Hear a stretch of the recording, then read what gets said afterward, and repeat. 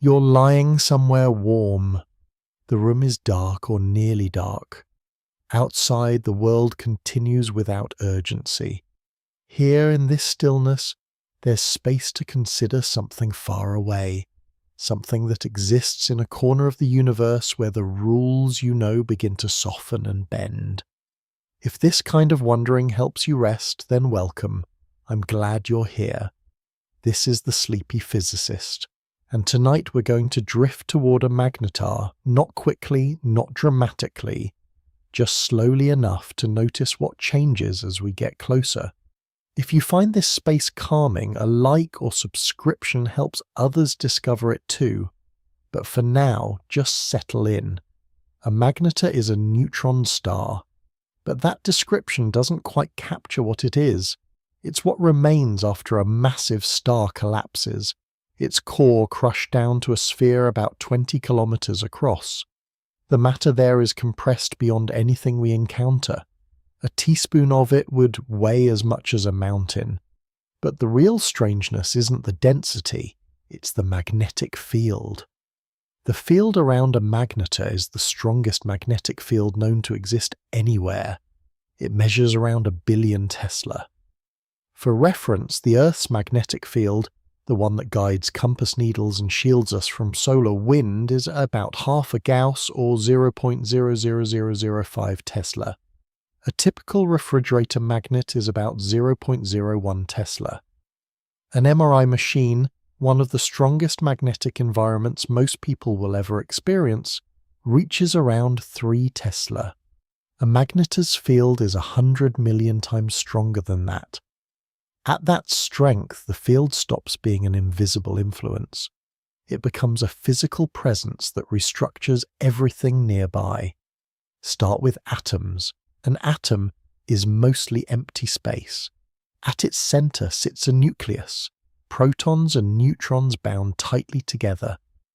Around that nucleus, electrons exist in a cloud. Their positions described by probability rather than fixed location. The shape of that cloud, the way electrons arrange themselves, determines how atoms bond, how molecules form, how chemistry happens. Near a magnetar, that cloud changes shape. Electrons are charged particles, and charged particles respond to magnetic fields. In a weak field, the response is subtle. In a strong field, it becomes dominant. In a magnetar's field, it becomes everything. The electron cloud stretches. It elongates into a thin, narrow shape aligned with the field lines. What was once roughly spherical becomes a rod. The atom doesn't look like itself anymore. It looks like something under tension, pulled into a form it wasn't designed to hold. This isn't just a visual change. The atom's behavior changes too.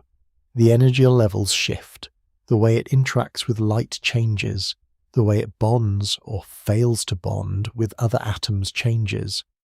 Chemistry, which depends on the shape and behavior of electron clouds, stops working the way it should. Iron is particularly affected. Iron atoms, with their many electrons, develop extreme distortions. They align rigidly with the field. Structures that would normally form, crystals, metals, compounds, either fail to form or form in ways that seem wrong. Perhaps that's not quite it. They form in ways that are correct for that environment, but unrecognizable to us. Move outward in scale. Not just atoms now, but molecules. Except molecules can't really exist here, not as we understand them. Bonding requires electrons to be shared or transferred between atoms, and that requires the electron clouds to interact in specific ways. When those clouds are stretched into rods, all pointing the same direction, the geometry of bonding breaks down. You might have something that looks almost like a molecule. A temporary alignment of atoms held together not by chemical bonds but by the field's pressure. It wouldn't last. A fluctuation in the field, a slight sheared, and it would dissolve. Light behaves strangely too. Photons travelling through the magnetar's field don't slow down. They can't. not in vacuum. But their paths bend. The field polarizes the vacuum itself, and light passing through that experiences that polarization. Photons align. Random light becomes ordered light, every wave oscillating in the same plane, forced into uniformity, and the paths curve. Not because of gravity alone, though gravity is immense here. The magnetic field warps the effective properties of space. Light that should travel straight begins to arc, pulled into the trajectories that seem impossible. At even larger scales, the field begins to compete with gravity. Gravity holds the neutron star together, compressing it against its own tendency to explode outward from internal pressure. But the magnetic field pushes back, not everywhere, just in certain directions along certain lines. The field exerts pressure. It creates tensions in the star's crust, stresses that build over time. Sometimes those stresses release. The crust fractures.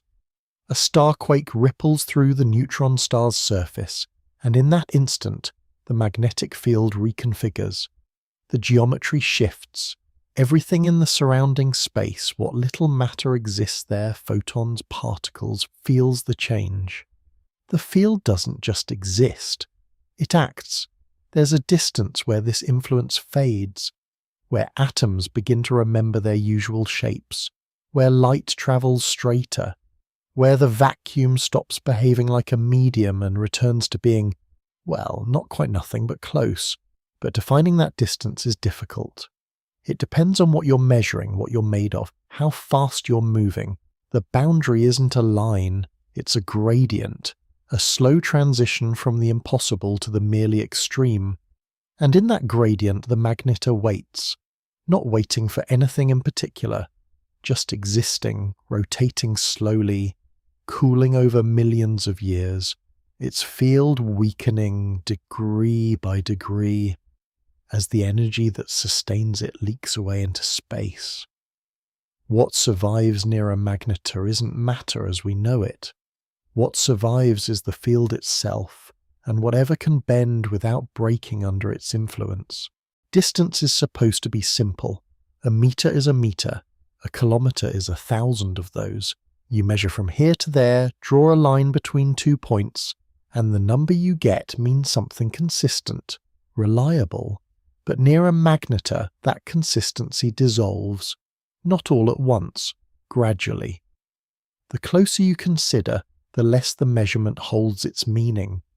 It's not that space breaks, it's that the condition space contains becomes so extreme that talking about distance in the usual sense starts to feel insufficient.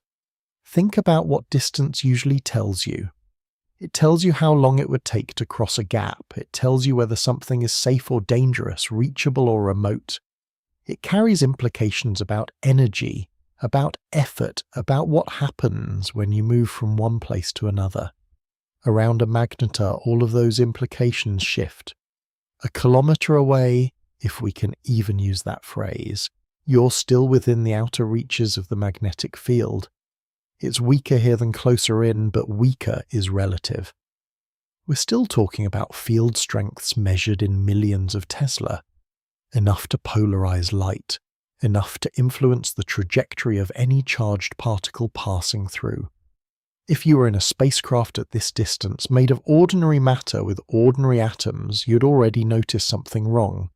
Electronics would fail, not from radiation alone, though there's plenty of that, from the field itself. Circuits depend on electrons flowing in controlled ways. The field would dominate that flow. Current would move where the field wanted it to, not where the circuit designer intended. The hull would feel it too.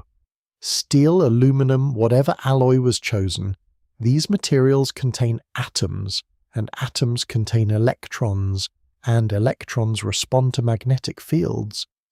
At a kilometer, the response wouldn't tear the ship apart, but it would stress it, create microtensions, heat in unexpected places, move closer, say 100 meters, Actually, is 100 meters even meaningful here? The field strength is increasing so rapidly with proximity that the difference between 90 meters and 100 meters might be more significant than the difference between 1 kilometer and 2. The gradient is steep. At this range, ordinary chemistry is struggling. Bonds that hold molecules together are being overridden by the field's preference for alignment. Materials don't behave like themselves. Metals might become brittle in one direction, strangely flexible in another. Or perhaps they simply deform slowly, continuously, atoms sliding past each other in ways they shouldn't. Your spacecraft, assuming it's still recognizable as such, isn't surviving this, not intact. But let's consider something smaller, a single atom, just one. Could it survive? In a sense, yes. Atoms don't die. They can be ionized, stripped of electrons, or transformed into different elements through nuclear reactions, but those are specific events. An atom near a magnetar isn't destroyed by proximity alone, it's reshaped. We talked about this before. The electron cloud elongates. The atom becomes a different version of itself, still the same element, still the same nucleus, but behaving differently. If survival means maintaining identity, then maybe it survives. If survival means maintaining function, maintaining the ability to interact the way it normally would, then number 10 meters. The field here is so strong that quantum mechanics itself starts to manifest visibly. The vacuum, the supposedly empty space between things, develops structure. Virtual particles which normally pop into and out of existence too quickly to notice linger. The field stretches them, gives them duration. Space isn't empty anymore. It has texture. Light passing through this region doesn't just bend, it splits. Different polarizations of light travel at slightly different speeds. The vacuum has become birefringent, like a crystal. Photons that entered together arrive at different times, 1 meter. We're now at the surface or just above it. The magnetic field strength here is approaching or exceeding 1 billion Tesla. The consequences aren't linear. They're not just very strong versions of what happens farther out. They're qualitatively different. Atoms at this distance can't maintain their usual structure. The binding energy that holds electrons to the nucleus is overwhelmed by the magnetic energy. Electrons spiral tightly around field lines, confined to motion along a single axis. They're still bound, technically, but the atom has become something else, a thread-like object, a filament of probability stretched along the field. Matter, if it exists here at all, exists in a form we don't have common words for. Solid, liquid, gas, these categories don't apply. The material is governed entirely by magnetic pressure and quantum effects. It might be crystalline. It might be a degenerate electron gas threaded through a lattice of nuclei.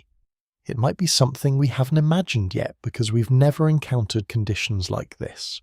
And below the surface, inside the magnetar itself, we don't know for certain.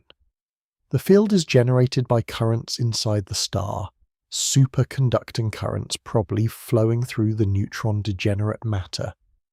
The field lines thread through the interior, creating stresses, creating a topology that might twist and knot in ways we can only guess at. What's clear is that the magnetar doesn't have a boundary in the usual sense.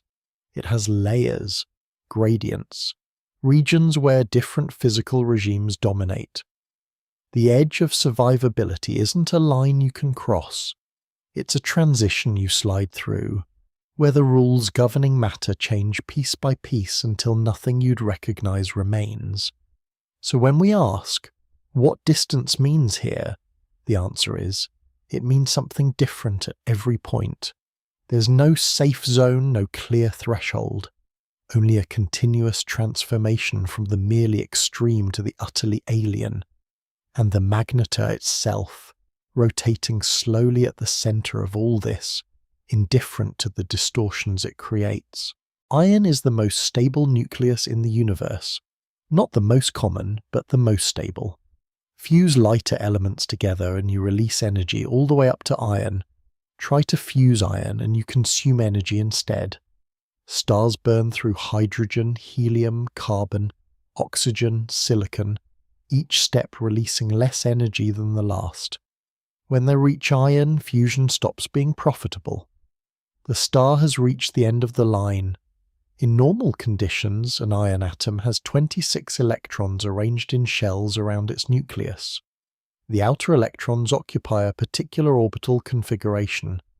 They determine how iron behaves chemically, how it bonds with other atoms, how it conducts electricity, how it responds to magnetic fields. Iron responds to magnetism more readily than most elements. It's ferromagnetic. The electrons in iron atoms have unpaired spins that can align with an external field, reinforcing it. This is why iron makes good magnets. The atoms cooperate with the field rather than resist it. But cooperation has limits. In the weak magnetic fields of everyday life, iron atoms align their magnetic moments and stay otherwise intact. The electron shells remain roughly spherical. The atom maintains its usual size and shape. Chemistry proceeds normally. In stronger fields, the kind generated in laboratories, the alignment becomes more pronounced. The atom's magnetic moment locks rigidly to the field direction, but the structure still holds. Near a magnetar, the field strength exceeds anything that could be called strong in terrestrial terms. The magnetic force on each electron becomes far greater than the electromagnetic force that binds it to the nucleus in the usual configuration. The electron cloud deforms. Each electron experiences a Lorentz force that depends on its charge and its motion. In a weak field, this forces a minor correction to the electron's behavior. In a magnetar's field, it dominates everything else. The electron's orbital angular momentum becomes almost irrelevant. What matters is the magnetic quantum number, the component of the electron's motion aligned or opposed to the field. Electrons begin to move in tight helical paths around the magnetic field lines.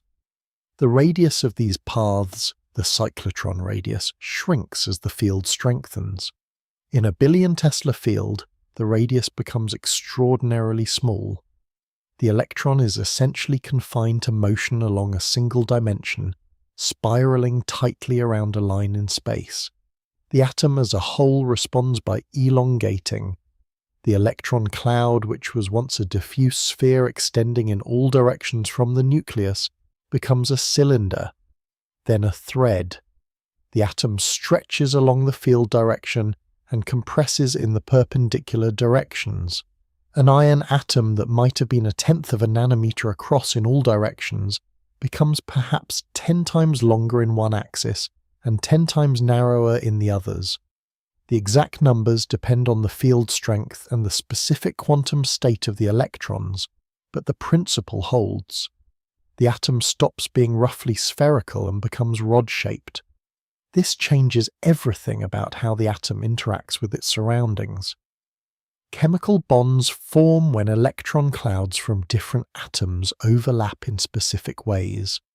The shape of the overlap determines the type of bond, its strength, its directionality. In ordinary matter, atoms bond by sharing electrons between their spherical or lobed orbitals. The geometry is complex but predictable. When every atom is stretched into a rod, all aligned in the same direction, the geometry of bonding collapses. Two iron atoms side by side, both elongated along the field, don't have the electron density in the right places to form a metallic bond the way they would normally. The electrons that should be available for bonding are squeezed into narrow channels running parallel to the field. There's no overlap in the perpendicular directions. Bonds might still form along the field direction. Atoms could link end to end, creating chains. But lateral bonding, the kind that builds three-dimensional structures, becomes difficult or impossible. Matter near a magnetar might arrange itself into aligned filaments rather than crystals, or it might form a crystal, but one with drastically anisotropic properties, strong in one direction, weak or absent in others. The energy levels of the atom shift as well. In an isolated iron atom, electrons occupy discrete energy states. When you shine light on the atom, it can absorb photons of specific wavelengths corresponding to transitions between these states. This gives iron its characteristic spectral lines, the fingerprint by which astronomers identify it in stars. In a magnetar's field, those energy levels split. The magnetic field breaks the symmetry that normally keeps certain states degenerate, equal in energy.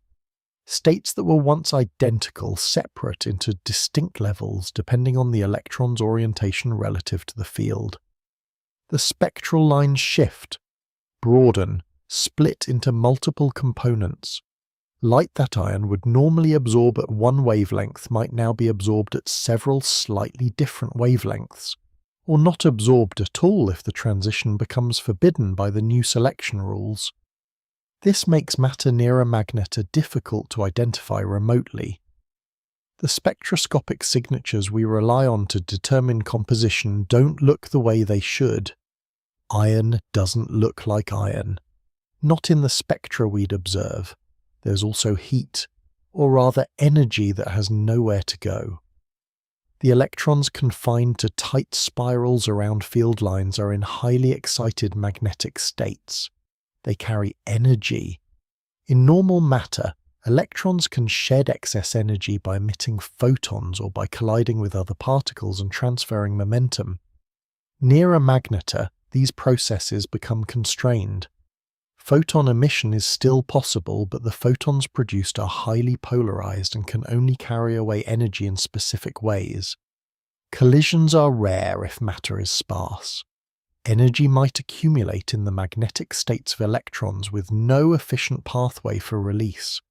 Perhaps this is why the surface of a magnetar is hot, not just from the residual heat of the neutron star's formation, though that contributes, but from the ongoing energy trapped in the magnetic states of matter at the surface, vibrating, oscillating, unable to thermalize in the usual way. What happens to iron deep inside the magnetar is less clear. The pressure there is enormous. Nuclei are packed so closely that they almost touch. Electrons are degenerate, forced into high-energy states not by temperature, but by the Pauli exclusion principle's prohibition against identical fermions occupying the same quantum tone state. Add a billion Tesla magnetic field to that environment, and the behavior becomes difficult to calculate. The field might stabilize certain nuclear configurations. It might create asymmetries in the neutron star's interior, regions where the field threads through more strongly, creating knots or vortices in the superconducting currents that generate the field in the first place. Iron at the surface, iron in the crust, iron deep in the core, each exists in a different regime, responding to different balances of pressure, density, temperature, and magnetic force. None of it resembles the iron we know, not in shape, not in behavior, not in the way it holds itself together or falls apart. The element remains, the identity persists, but the form is alien. Light doesn't slow down in vacuum, and vacuum is what surrounds a magnetar, mostly empty space scattered with occasional atoms, particles that have been ejected or never fell in, drifting in the field's grip but not filling it. That's the rule. Light in vacuum travels at exactly one speed, roughly 300 million meters per second, and nothing changes that. Except the vacuum near a magnetar isn't quite empty in the way we usually mean. You can think of vacuum as a stay where particles perform, a background that stays neutral and doesn't interfere.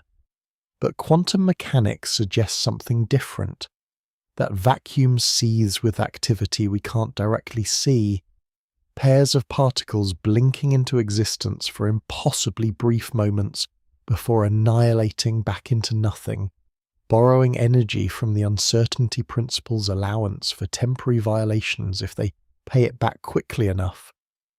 In weak fields, this activity remains hidden, irrelevant to anything we measure, but strong fields change that. And a magnetar's field is strong enough to make the invisible structure of vacuum reveal itself. The field polarizes the vacuum, and I suppose that's the simplest way to say it, though the phrase hides complexity. What it means is that the vacuum begins to respond to electromagnetic waves passing through it the way a material might, not dramatically, not by absorbing light or scattering it in random directions, but by affecting how different orientations of light travel. You've probably encountered polarization before, even if the word feels technical. Sunglasses often use it, blocking light waves that oscillate in certain planes while allowing others through, reducing glare from water or roads where reflected light tends to align. Light from the sun arrives unpolarized, a mix of waves oscillating in every possible direction perpendicular to their travel, random and equal, but reflection or passage through certain materials can impose order, filtering out some orientations and leaving others. Near a magnetar, polarization isn't optional. The vacuum itself, structured by the magnetic field, forces light to choose. Photons traveling through this region experience slightly different conditions depending on how their electric field oscillates relative to the magnetic field lines threading through space. Light polarized parallel to the field moves at a slightly different effective speed than light polarized perpendicular to it, not because photons literally slow down, which they can't, but because the vacuum's response to the electromagnetic wave introduces a delay, a phase shift, stretching the wave in a way that makes it seem as though the light is moving more slowly. This is called vacuum birefringence, the same phenomenon that occurs in certain crystals where light splits into two beams with different polarizations traveling at different speeds. Except here, the crystal is space itself, organized by the magnetic pressure into something that has directional properties. If you sent a pulse of unpolarized light toward a magnetar, white light, say, containing many wavelengths mixed together, each photon vibrating in its own random plane, it would arrive at the magnetic field's edge as chaos and emerge from the other side as something organized. The different polarizations would separate slightly, some arriving microseconds before others, the wave splitting not in space but in time, components that left together no longer synchronized. Light curves near a magnetar as well, and this happens for reasons separate from polarization. Though related, gravity bends space-time and light follows the curvature, which is true near any massive object, but the magnetar's field adds another influence. Photons carry energy and energy has mass equivalence, so in a sense light has weight, and the field exerts force on anything with electromagnetic properties, which includes light itself, though the effect is subtle, a gentle insistence that photon paths arc slightly more than gravity alone would demand. You could imagine a photon approaching the magnetar from the side, intending to pass by at a safe distance, but the combined pull of gravity and the field's gradient draws its trajectory inward, bending it into a curve that might loop around the star once or even multiple times before escaping, if it escapes. And if it doesn't, the photon spirals gradually closer until it strikes the surface or gets absorbed by the thin atmosphere of particles hovering just above. But the strangest part, I think, is how the field makes light obedient. Light in normal space is democratic, every direction and orientation equally valid, no preference, no hierarchy, but the magnetar imposes structure, aligns everything, demands that the electromagnetic waves conform to the geometry it has created, and light, which we think of as free and fast and unbound, has no choice but to comply. The photons that manage to escape the magnetar's immediate vicinity carry this history with them, arriving at distant telescopes already polarized, their orientation locked to the field's configuration at the point where they were emitted. And astronomers measuring this polarization can infer the field's strength and shape without ever getting close, reading the light like a message written in constraints. Sometimes the magnetar rotates, and as it does, the magnetic field sweeps through space like a lighthouse beam. And if the beam crosses Earth, we see pulses, regular flashes as the field's geometry rotates past our line of sight. Photons released in bursts, each one polarized according to the local field orientation at that moment, arriving in patterns we can time with extraordinary precision. The magnetar's rotation period encoded in the rhythm of light. These pulses are not constant. The magnetar is slowing down, losing rotational energy to the magnetic field's drag against the surrounding space, and over years or decades or centuries the pulses arrive slightly less frequently, the interval between them stretching as the star's spin decays, energy leaking away in forms we can measure and forms we can't, the field itself acting as a brake that nothing can release. And through all of this, light continues to travel at its fixed speed, never slowing in the literal sense, but bending and splitting and aligning in ways that make it seem hesitant, uncertain, as though even something as fundamental as a photon must negotiate with the magnetar's field before passing through. The light that reaches us carries information, but also carries constraint. The imprint of a place where even the vacuum has texture and direction matters, and freedom is something only distance can restore. Simple enough to say light near a magnetar behaves strangely. Harder to grasp, that strangeness is a window into conditions we can barely create in laboratories, a place where quantum field theory's predictions become visible, where the structure underneath reality shows through.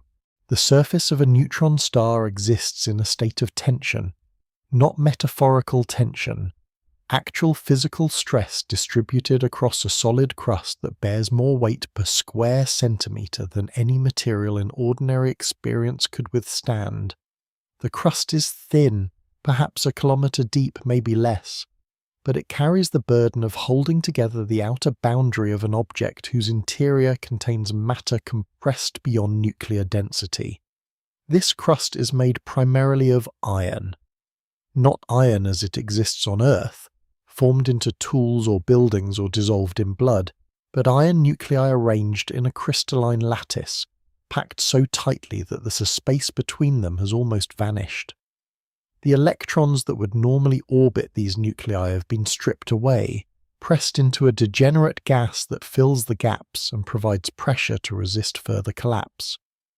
Density here reaches 10 million grams per cubic centimeter.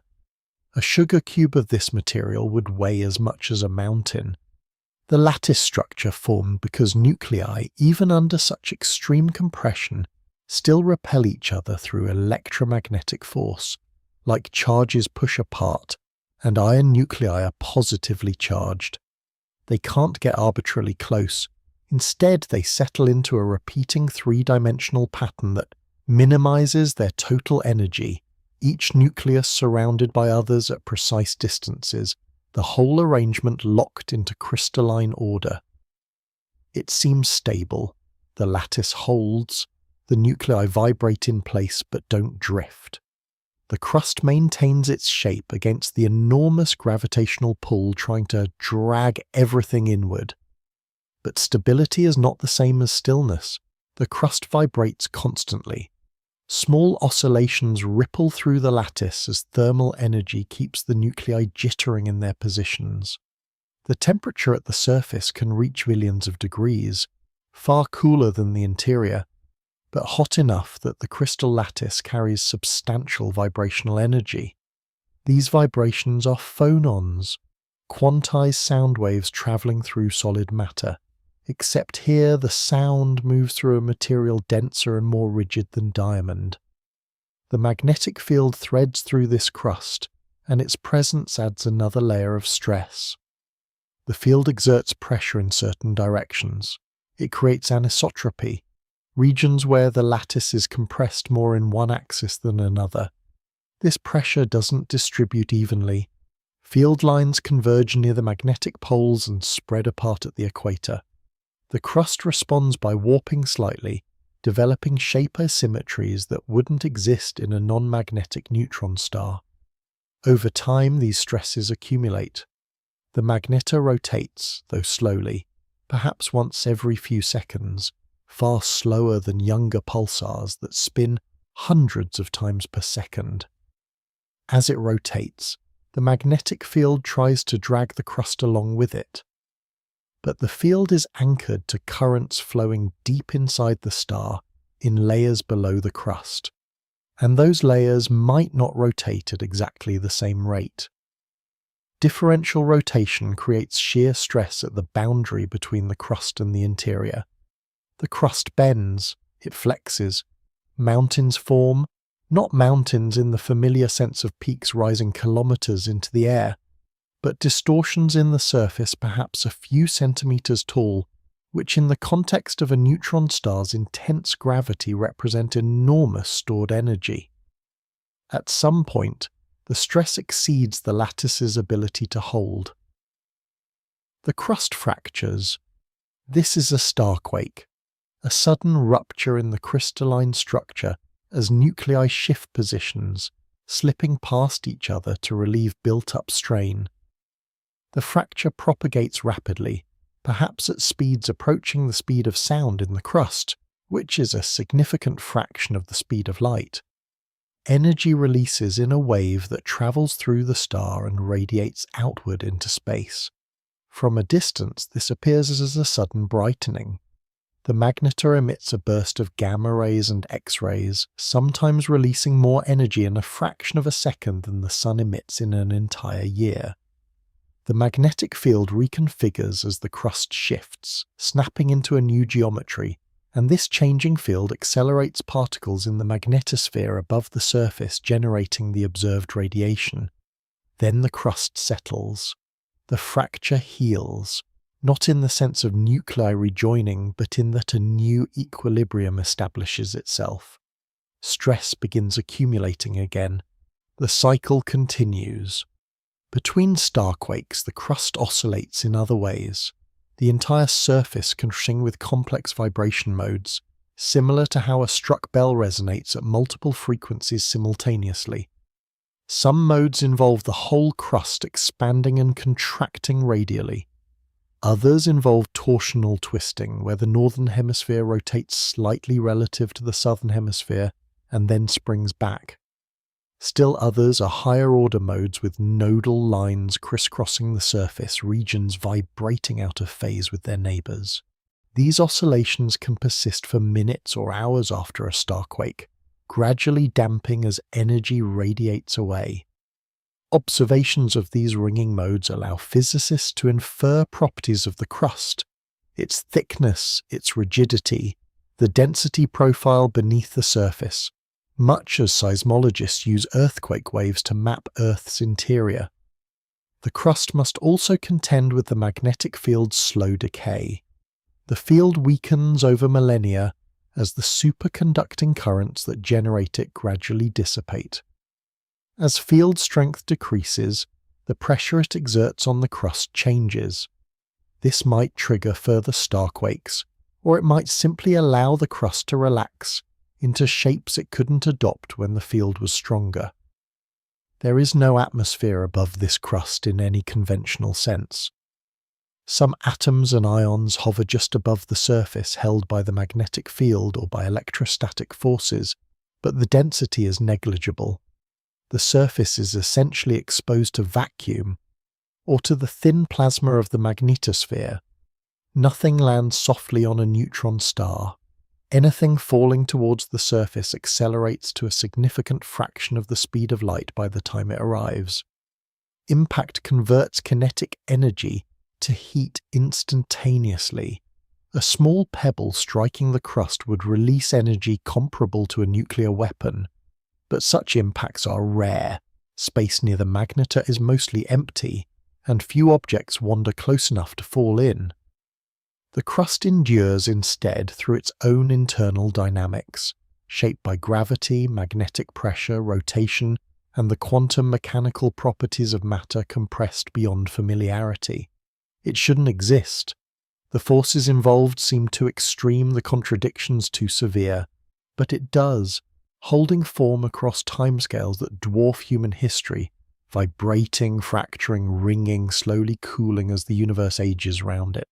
Emptiness is supposed to mean absence. No particles, no fields, no energy, just space itself. Passive and neutral. Container waiting for something to fill it. But quantum mechanics doesn't allow true emptiness. Even in vacuum space, with every particle removed, every atom extracted, every photon gone, something remains. The vacuum fluctuates. Pairs of particles appear spontaneously, a particle and its antiparticle emerging together from nowhere, existing for an impossibly brief interval before annihilating back into the energy that birthed them. These are virtual particles, not real in the sense that they can be detected directly or persist beyond their creation. They exist only as borrowings against the uncertainty principle, which permits brief violations of energy conservation as long as the violation resolves quickly enough that measuring it remains impossible. In ordinary vacuum, these fluctuations average out to nothing. They happen everywhere constantly, but their effects cancel. The vacuum remains, for practical purposes, empty. Near a magnetar, the vacuum changes character. The magnetic field interacts with these fleeting particle pairs. Specifically, it interacts with electron-positron pairs, virtual electrons and their antimatter counterparts which carry charge and therefore respond to electromagnetic forces. In weak fields, the pairs appear and vanish too quickly for the field to do much. In strong fields, the influence deepens. A billion Tesla field exerts force on the virtual electron, pulling it one direction, and on the virtual positron, pulling it the opposite way. The pair stretches. The separation increases slightly. The particles linger a bit longer before recombining, their borrowed existence extended by the field's intervention. Is that really what's happening? Or is it better to think of the vacuum itself as developing structure? A texture that depends on field strength and orientation.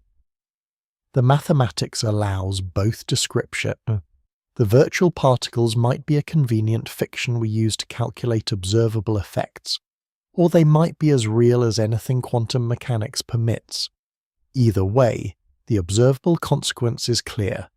The vacuum polarizes. Light traveling through this region experiences the polarization as a kind of resistance.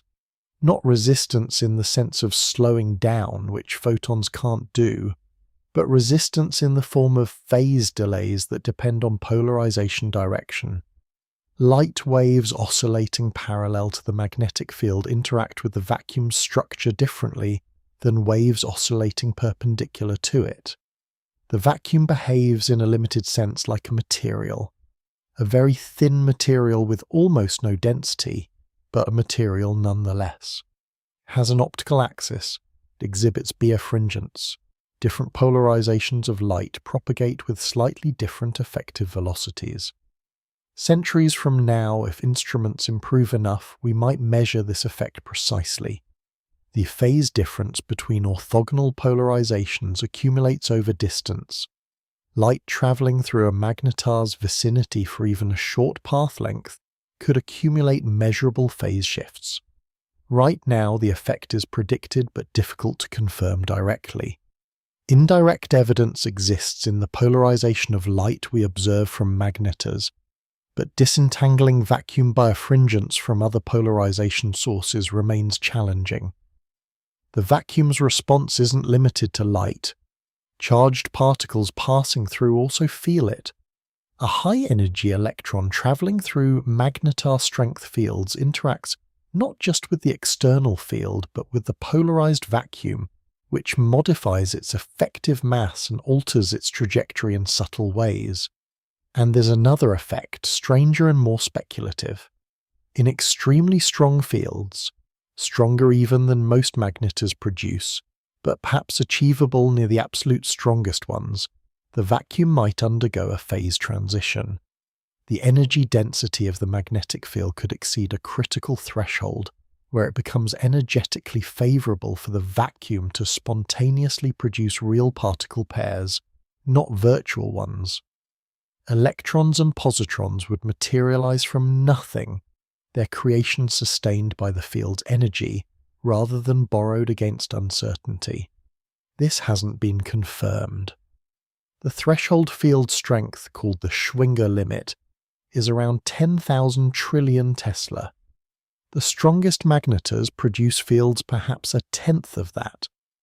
But if such fields exist, perhaps during the formation of a magnetar or in localized regions where field lines converge, the vacuum would cease to be vacuum. It would become plasma, a sea of real particles generated continuously from the field itself. Even short of that extreme, the vacuum near a magnetar seems alive in a way ordinary vacuum doesn't. It responds. It has preferences. It affects what passes through it. Think about that for a moment. The space between things, the absence we normally ignore, develops properties. It becomes something we have to account for, measure, predict. The vacuum is no longer just a stage, it's a participant. Centuries pass. The magnetar cools. The field weakens gradually as the internal currents that sustain it lose energy. As field strength declines, the vacuum's polarization decreases. The texture softens. Eventually, perhaps millions of years from now, the field will have faded enough that the vacuum returns to something closer to its ordinary state, still fluctuating with virtual particles, still not truly empty, but no longer organized, no longer directional. By then the magnetar will be a cold, dark remnant. The radiation will have stopped. The starquakes will have ceased. The crust will be hard, and the vacuum around it, which once bore the imprint of forces strong enough to reshape nothingness, will forget, or maybe not forget, maybe retain some memory, some lingering asymmetry in the distribution of virtual particles, a ghost of the field that was. The mathematics doesn't rule it out entirely, though the effect would be vanishingly small. For now, though, the vacuum around an active magnetar remains structured, polarized, textured, a medium so thin it's almost not there but present enough to bend light, delay photons and remind us that emptiness is never absolute. Gravity collapses. That's its nature. It pulls inward. Every particle of matter attracts every other particle.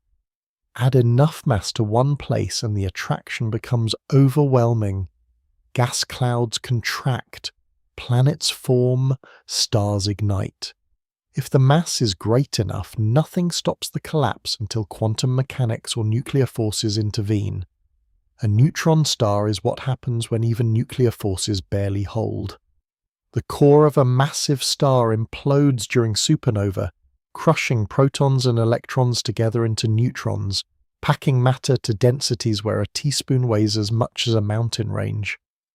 Gravity would continue the collapse into a black hole, except degeneracy pressure, a quantum mechanical effect preventing identical fermions from occupying the same state pushes back just hard enough. The result is equilibrium, gravity pulling inward, pressure pushing outward, balance, but on a magnetar, there's a third force in the arrangement. The magnetic field doesn't pull or push uniformly, it exerts pressure along field lines and tension perpendicular to them. Near the magnetic poles, where field lines converge, the pressure is enormous. Near the equator, where lines spread apart, the tension dominates. The field creates a symmetry in a structure that gravity alone would make spherical. Gravity wants the star to be a perfect sphere. The magnetic field wants it oblate or prolate. or something more complex depending on the field's geometry. Neither force wins completely. The star deforms into a compromise shape, slightly ellipsoidal, with the long axis likely aligned with the magnetic axis. The deformation is small, perhaps a few meters across a star 20 kilometers wide, but those few meters represent enormous energy stored in the crust's elastic strain. The field's pressure also resists rotation. As the magnetar spins, the field lines thread through the surrounding space, dragging charged particles in the magnetosphere along with them. This creates a magnetic wind, a slow but continuous flow of plasma outward along open field lines. The wind carries away energy and angular momentum. The star spins down. The spin down is measurable. Astronomers time the pulses from magnetars with extraordinary precision and watch the intervals lengthen. A magnetar might complete one rotation every few seconds now, but in 1,000,000 years it might take 10 seconds. Eventually, after tens of millions of years, it might stop pulsing altogether as the rotation becomes too slow to generate detectable emission. This energy loss manifests in other ways. The magnetic field itself weakens over time. The superconducting currents deep inside the star that generate the field gradually dissipate.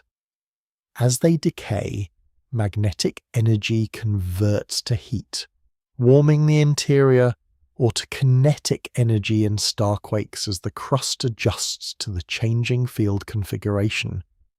Gravity remains constant. It doesn't decay or weaken. The mass of the neutron star changes negligibly over millions of years. There's no fusion, no mass loss except for the tiny amount carried away by radiation and particle winds. Gravity's pull stays essentially fixed. The magnetic field, by contrast, is temporary. Strong now, but fading. In a few million years it will be a fraction of its current strength. In 100 million years it might be indistinguishable from an ordinary neutron star's field, perhaps 1,000,000,000,000 times weaker than it is today. So the tension between gravity and magnetism is not static. It's a slow conflict where one side inevitably loses. Gravity will outlast the field. The star will eventually relax into the shape gravity prefers once the magnetic pressure fades. But while the field remains strong, it dominates certain aspects of the star's behavior. It controls the magnetosphere, the region above the surface where charged particles follow field lines rather than ballistic trajectories. It generates the radiation we observe. It determines where and how energy escapes. The two forces also interact through rotation. A spinning magnetar with the misaligned magnetic axis, where the field's symmetry axis doesn't match the rotation axis, experiences torque. The field tries to align itself with the spin. The spin tries to drag the field along, neither succeeds perfectly. The result is precession, wobble, and energy dissipation. Some neutron stars spin incredibly fast, hundreds of rotations per second.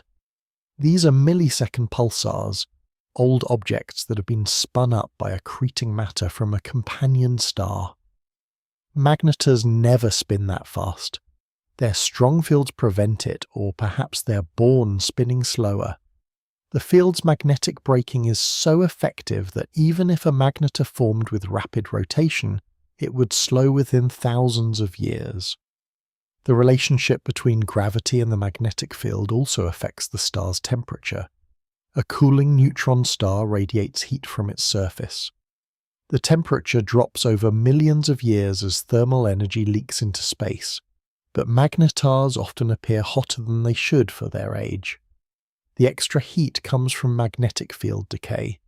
As the field weakens, magnetic energy converts to thermal energy, reheating the interior and delaying the cooling process. Gravity doesn't care about temperature. It doesn't generate heat or store energy the way fields do. It simply pulls, consistently, without variation. In that sense, gravity is the more patient force. It will still be there long after the magnetic field has faded. long after the star has cooled to near background temperature, long after the rotation has slowed to near stillness. The neutron star will remain a cold, dark sphere of degenerate matter held together by gravity alone, with only faint remnants of the magnetic field that once defined it. For now, though, the field persists. It shapes the crust. It slows the spin. It adds complexity to what gravity alone would make simple. The two forces coexist, neither dominant, both necessary to explain what we observe. The star rotates between them, gradually losing energy, gradually forgetting the violence of its birth, settling into whatever final form the balance allows. An electron is small, not just small in the everyday sense, but fundamentally point-like as far as we can tell. No internal structure, no size we can measure, just charge, mass, spin, properties without dimension. In ordinary atoms, electrons exist in probability clouds around nuclei. They don't orbit like planets. They occupy regions where their wave function has significant amplitude. The cloud's shape depends on quantum numbers, principal, angular, magnetic, and these determine the electron's energy, its angular momentum, where it's likely to be found if you look. You can predict things with remarkable accuracy. The energy levels of hydrogen, for instance, match observations to many decimal places. The electron sits in a specific state, and unless disturbed, it stays there. The rules are clear. Near a magnetar, those rules still apply. But the conditions are so extreme that the solutions look completely different. Start with a free electron, one not bound to any atom, just drifting in space. In the absence of a magnetic field, it moves in a straight line at constant velocity. Newtonian mechanics applies at low speeds. Special relativity takes over if it's moving fast. Either way, the trajectory is straightforward. Add a weak magnetic field. The electron curves. The Lorentz force pushes it perpendicular to both its velocity and the field direction. The path becomes helical, spiraling around the field lines while drifting along them. The radius of this spiral, the cyclotron radius, depends on the electron's momentum and the field strength. In Earth's magnetic field, this radius is measured in meters or kilometers for typical electron energies. In a laboratory magnet, maybe centimeters. In a magnetar's field, the radius shrinks to something far smaller. At 1 billion Tesla, the cyclotron radius becomes comparable to the Compton wavelength of the electron, roughly 1/1,000,000th of a meter. At this scale, quantum mechanics becomes unavoidable. The electron can't be treated as a classical particle following a definite path. Its wave nature dominates. The electron's energy becomes quantized in a new way. Instead of the continuous range of energies it could have in free space, it's restricted to discrete Landau levels, energy states determined by how tightly it spirals around the field. The separation between these levels is proportional to the field strength.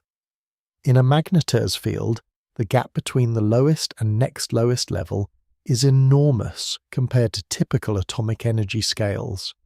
Most electrons, if they exist near a magnetar at all, will be confined to the lowest Landau level. Thermal energy isn't enough to excite them to higher states. They spiral as tightly as quantum mechanics allows, their motion perpendicular to the field essentially frozen, leaving only puncture along the field lines. This changes how electrons interact with light.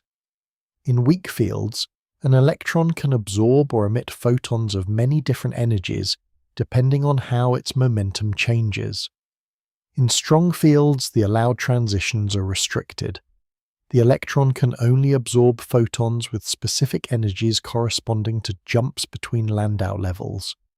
The absorption spectrum becomes a series of sharp lines rather than a continuum. Observations of light from magnetars show these features.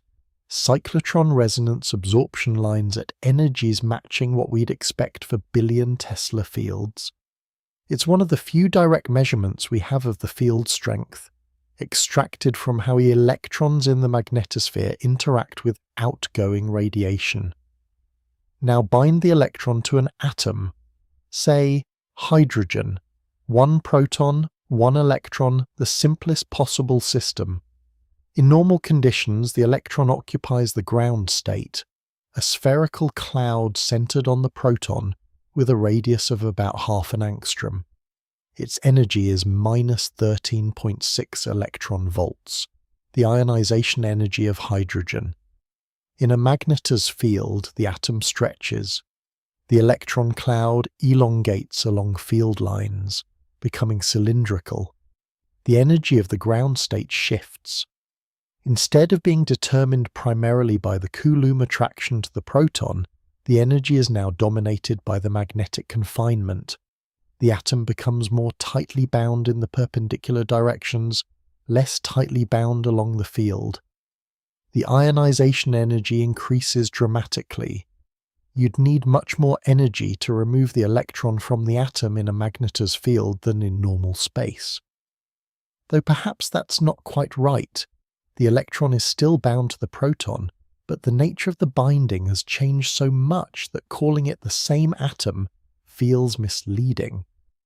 Chemistry depends on atoms bonding through electron sharing or transfer. The geometry of bonds depends on orbital shapes. When all the electron clouds are stretched into rods pointing the same direction, chemistry as we know it fails. Molecules don't form, or they form in such altered configurations that their properties would be unrecognizable. Heavier atoms with many electrons become even stranger. Each electron occupies its own Landau level, spiraling around the field at a different radius depending on its energy. The electrons stack along the field axis like beads on a wire, though quantum mechanics prevents them from being literally localized at points. The atom becomes a one-dimensional object, at least in terms of its electronic structure. There's also the electron's spin, its intrinsic angular momentum. In weak fields, spin is almost irrelevant to the electron's energy. In strong fields, the alignment of the spin relative to the field matters enormously. An electron with spin aligned with the field has significantly different energy than one with spin anti-aligned. The difference can exceed typical chemical bond energies. This means magnetism at the atomic level becomes a first-order effect, not a small correction. Every electron's spin orientation becomes crucial. Materials would be magnetically saturated. All spins aligned or anti-aligned with the external field. No randomness, no thermal disorder except perhaps at temperatures far exceeding what matter can survive. And if we're being careful, we should note that electrons aren't the only charged particles affected. Positrons, if any exist, spiral the opposite way. Protons spiral too, though much more slowly because of their larger mass. The entire electromagnetic structure of matter reorganizes around the field's dominance. Some of this is speculation. We can calculate what should happen, but we can't test it directly. No laboratory can produce billion Tesla fields. We infer the behavior from observations of magnetar emission and from extrapolating theory into regimes far beyond where it's been validated experimentally. But the electron itself persists. It doesn't stop being an electron. The charge remains -1 elementary charge. The mass remains 9.11 times 10 to the power of -31 kilograms. The spin remains 1/2. The identity is preserved even as the behavior transforms. It moves like a prisoner, confined to narrow paths, allowed only specific energies, its wave function compressed into shapes that barely resemble the familiar orbitals of atomic physics. But it's still there. Still responding to the field, still following the rules that perhaps we should say permit this, even if the result seems strange beyond recognition. Time near a massive object runs slower than time far away, and this is not metaphor but measurement. Atomic clocks flown in airplanes return having counted fewer oscillations than identical clocks left on the ground, and satellites must account for this difference, or their positioning data drifts into error within hours. And these effects arise because gravity curves space-time itself, bending the fabric through which all events unfold, making duration depend on where you are and how deep you sit in the gravitational well. Near a neutron star, gravitational time dilation becomes severe. A clock on the surface runs roughly 30% slower than a clock infinitely far away, meaning that for every second experienced in distant space, only about 7/10 of a second pass at the star's surface, though these fractions depend on the star's exact mass and radius and the precision with which we know them. This is well understood. General relativity predicts it. Observations confirm it. The mathematics is exact. But a magnetar introduces something additional, something that doesn't appear in the standard gravitational equations, but emerges when you consider what time actually means in a context where the magnetic field dominates nearly every physical process. Time, at its most operational level, is what clocks measure. Oscillations of atoms, vibrations of crystals, decay of particles, any regular repeating process that can be counted. We define the second based on cesium atoms and transitioning between hyperfine states, because these transitions are stable and reproducible and happen at a frequency that doesn't vary with ordinary environmental conditions.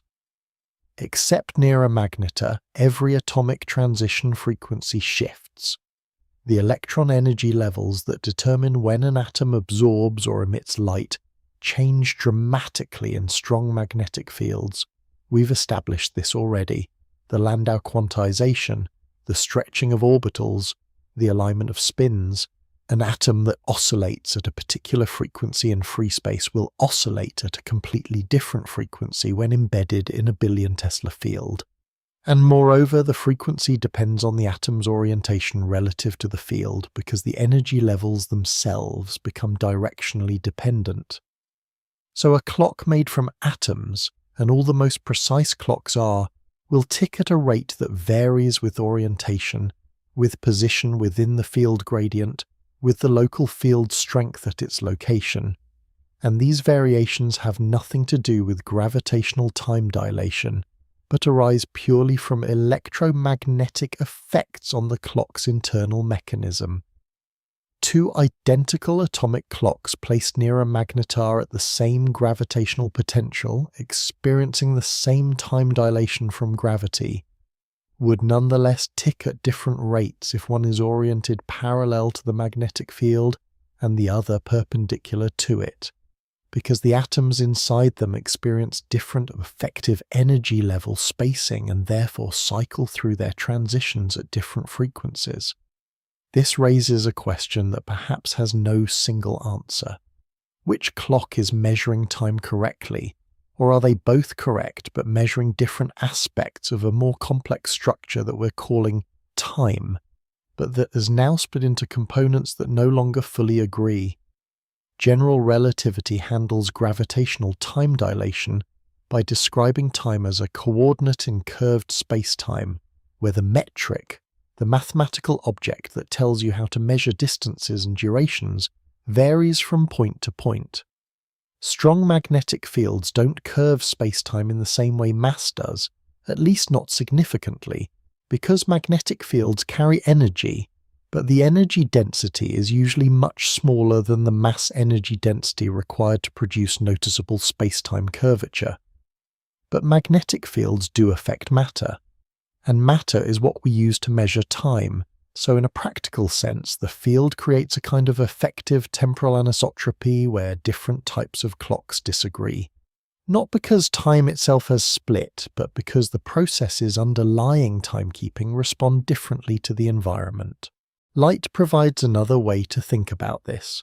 Photons travel along geodesics in curved space-time, and the time it takes for light to travel between 2 points depends on the space-time geometry, But light near a magnetar also experiences vacuum birefringence, different polarizations traveling at slightly different effective speeds.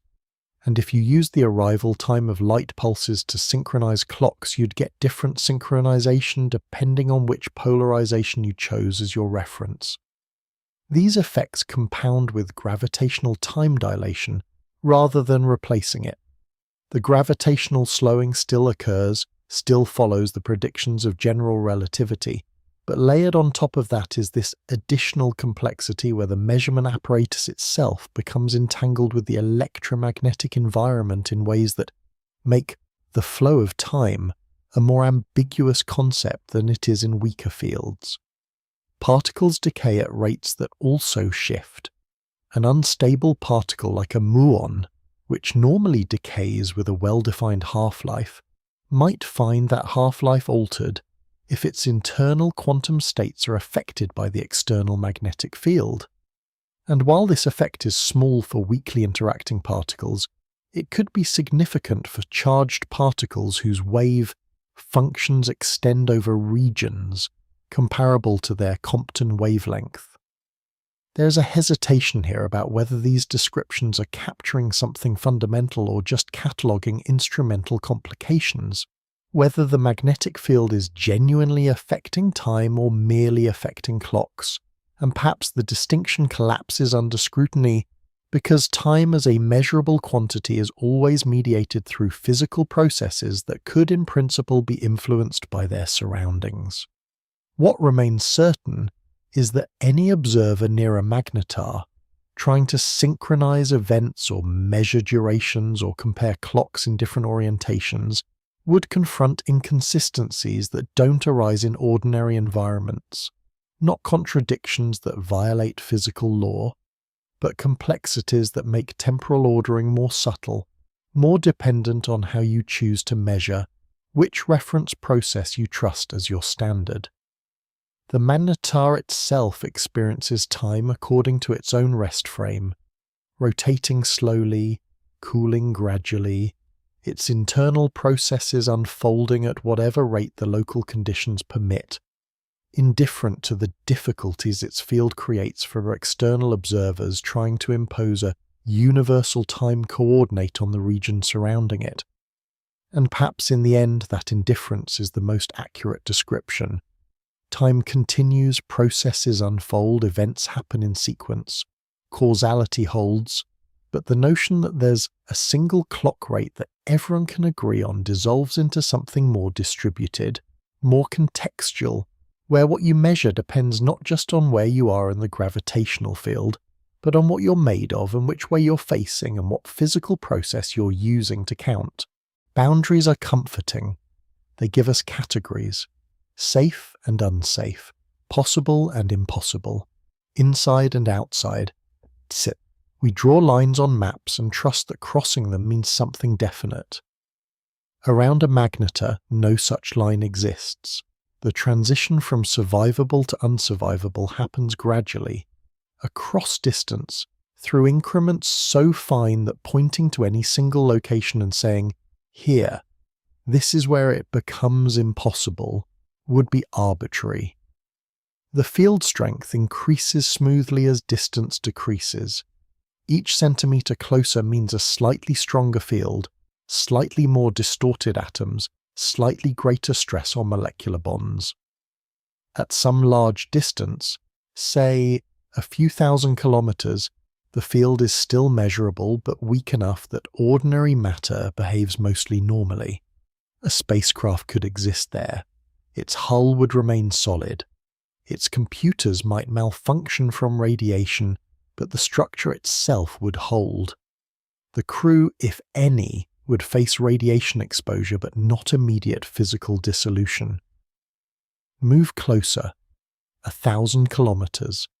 The field is stronger now, not catastrophically so, but enough that sensitive instruments begin to fail. Magnetic storage media erase themselves. Electronic components experience induced currents that overwhelm their design tolerances. The spacecraft's own magnetic properties, trace ferromagnetic materials in its construction, start to matter. Pieces try to align with the external field. Stress develops in joints and welds. The crew would notice effects on their bodies. Iron in hemoglobin responds to magnetic fields. In weak fields, the effect is negligible. Here, though not yet dangerous, blood flow might feel strange. Orientation relative to the field could affect circulation subtly. Perhaps dizziness. Perhaps nothing immediately harmful, but a persistent wrongness. Closer still, 100 kilometers. The field reaches strengths where chemistry begins to fail. Not all chemistry, some reactions still proceed, but bonding geometries shift. Molecules that should be stable start to distort. Proteins, complex folded structures held together by precise hydrogen bonds and electrostatic interactions, start to unfold as their constituent atoms stretch along field lines. The spacecraft's hull, if it's made of metal, experiences internal reorganization. The crystalline structure wants to align with the field. Grains within the metal shift. The material becomes anisotropic, stronger in one direction, weaker in others. Microfractures appear, not suddenly, gradually. The hull doesn't shatter, it simply stops being as solid as it was. Organic matter fares worse.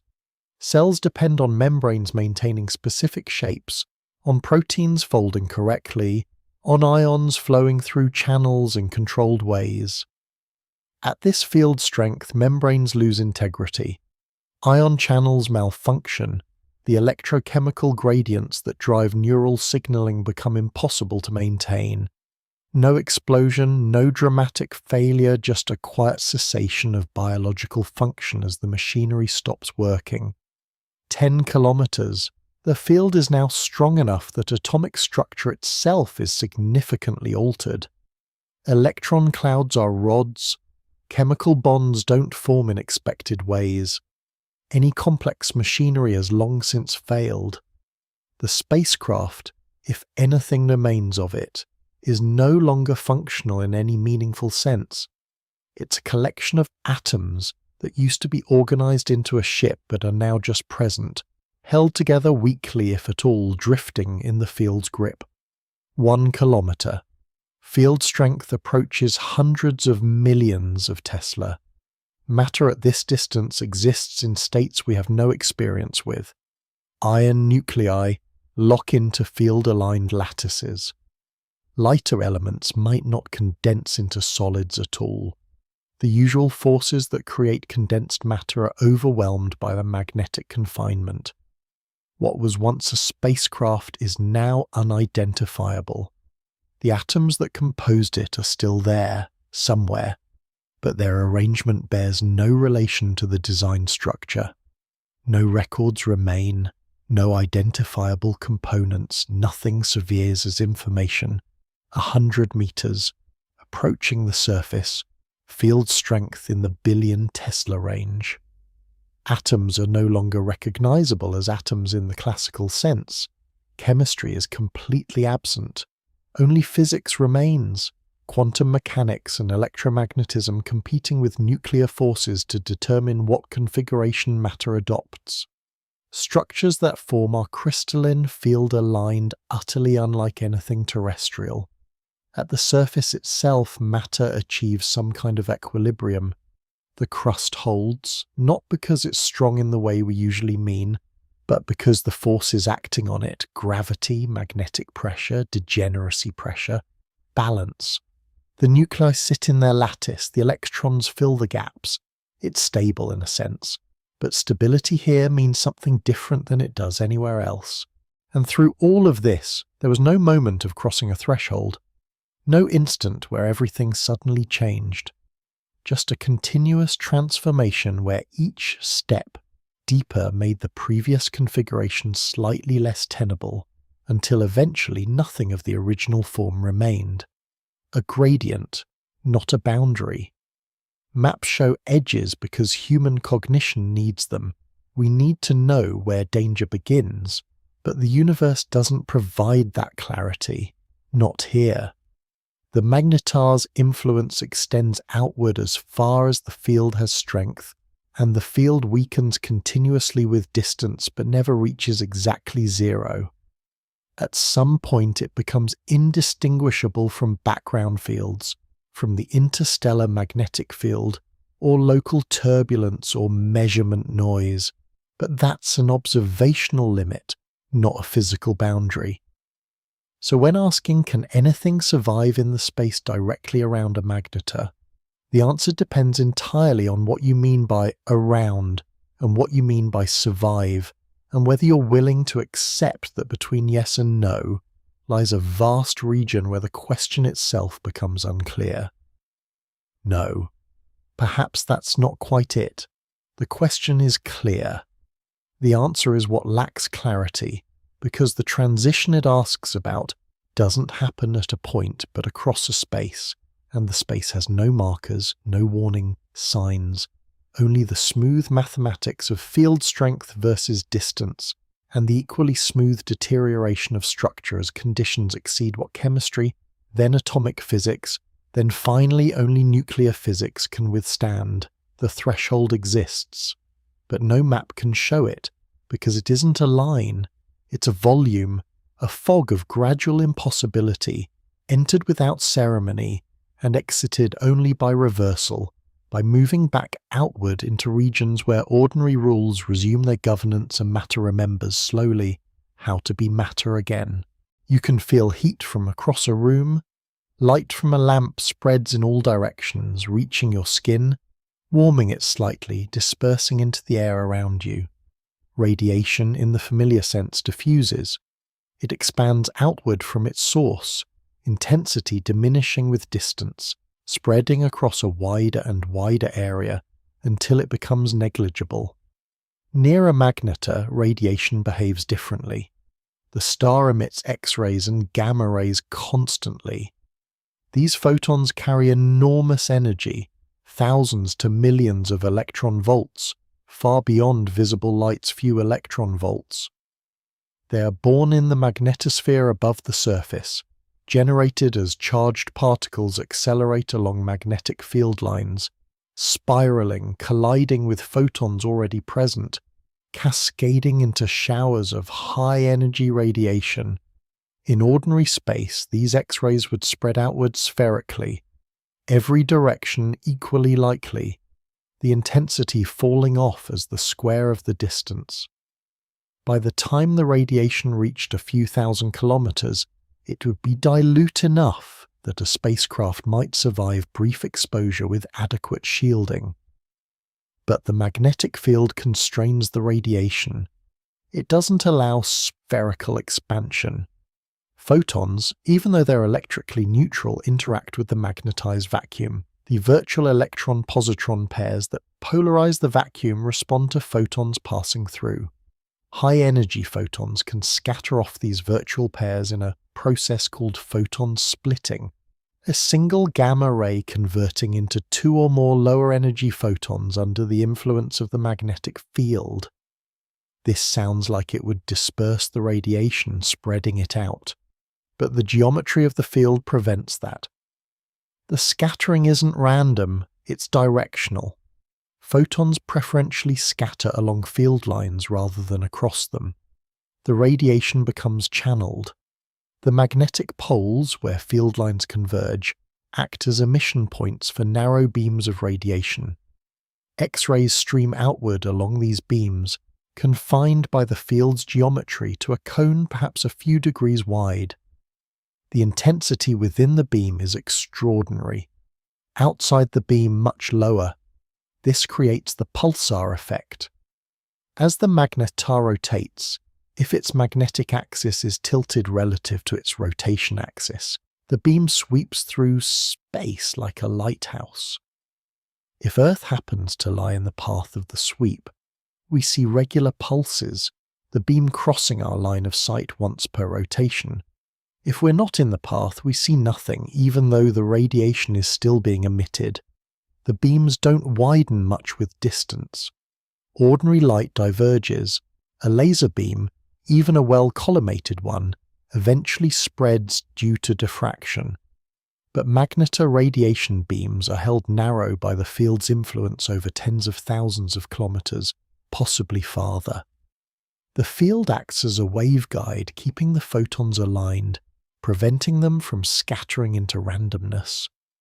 Within the beam, the radiation flux is lethal, not gradually harmful, but instantly destructive to any biological tissue, to most materials, to anything that relies on stable molecular structure.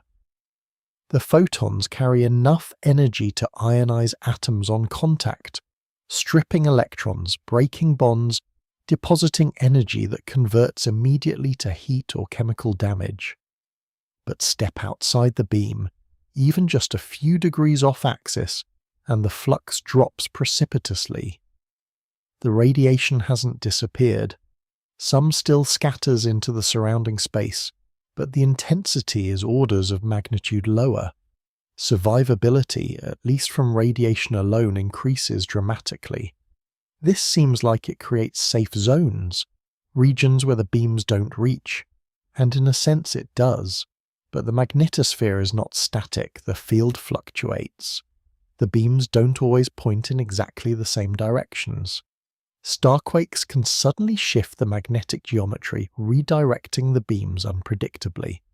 What was safe a moment ago might become instantly irradiated. There's also thermal radiation. The magnetar's surface is hot, millions of degrees. It emits blackbody radiation, though modified by the magnetic field's effect on the surface material. This radiation is less directional than the beamed X-rays. It spreads more evenly in all directions, but even this thermal emission is influenced by the field. Different polarizations emit with different intensities. The star appears brighter when viewed along certain angles relative to the magnetic axis. The radiation carries information. By analyzing the spectrum, the polarization, the timing of pulses, astronomers extract details about the magnetic field's strength and structure. The way photons interact with the magnetized vacuum leaves signatures in the light. Cyclotron absorption features appear at specific energies where electrons in the magnetosphere absorb photons while transitioning between Landau levels. The depth and width of these features reveal the field strength at different altitudes above the surface. Some photons don't escape at all. They're absorbed by particles in the magnetosphere, transferring their energy to electrons or ions, which then re-emit at different wavelengths. This creates a kind of atmosphere of light around the magnetar, a glowing halo of reprocessed radiation, dimmer than the primary beams but extending farther from the surface. And there are bursts. Occasionally, perhaps during a starquake or when magnetic field lines reconnect in the magnetosphere, the magnetar releases a sudden flood of gamma rays. A giant flare. For a fraction of a second, the star can outshine every other X-ray source in the galaxy. The burst saturates detectors on satellites thousands of light-years away. Then it fades, returning to its baseline emission. These flares are unpredictable.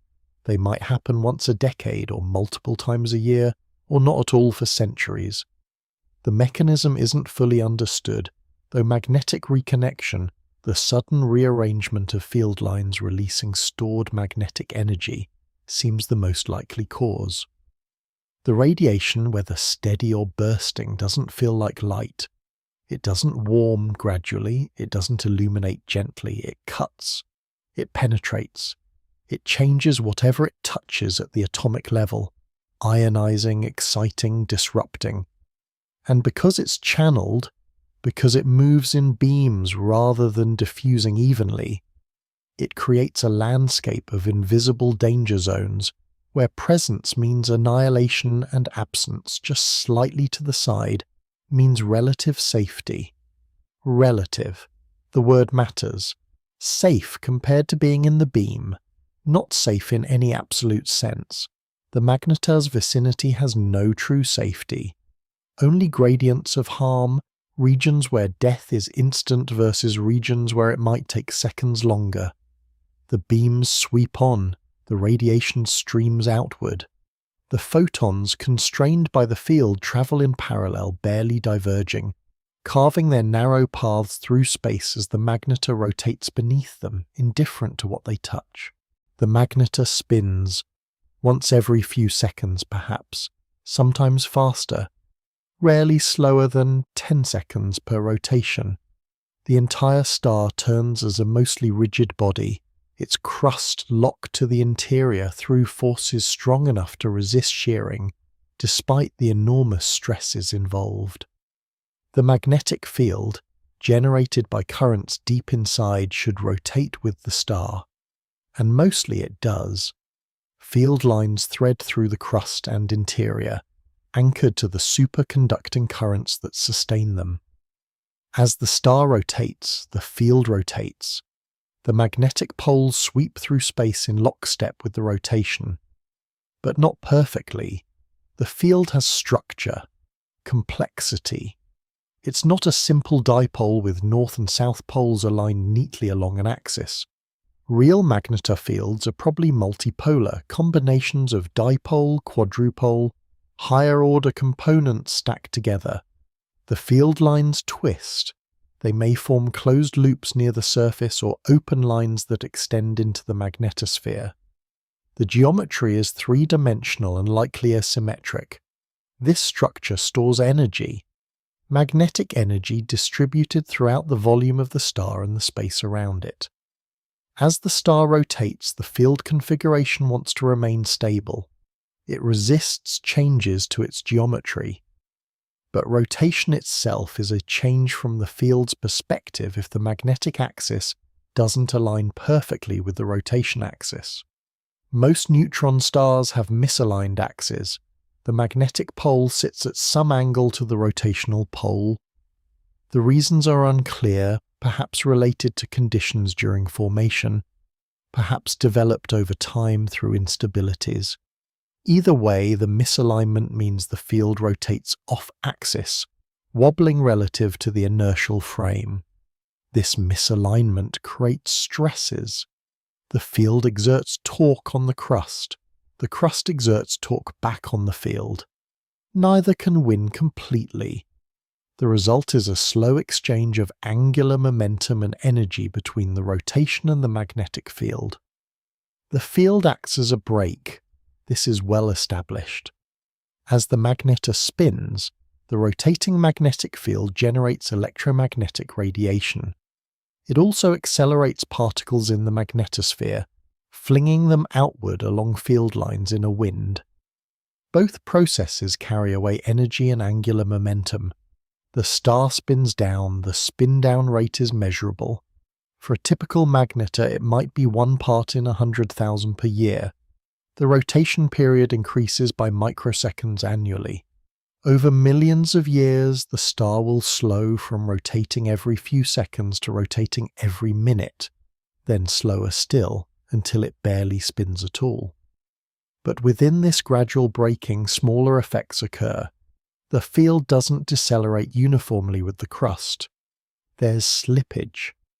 The superconducting currents that generate the field reside in layers below the crust, perhaps in the neutron superfluid that occupies the outer core, perhaps deeper in regions where protons form a superfluid or neutrons arrange into exotic phases.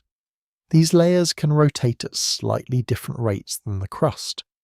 When the crust slows due to magnetic braking, it tries to drag the interior along through friction at the interface. But the interface is slippery. Superfluids don't couple strongly to the crust. They can maintain differential rotation for extended periods.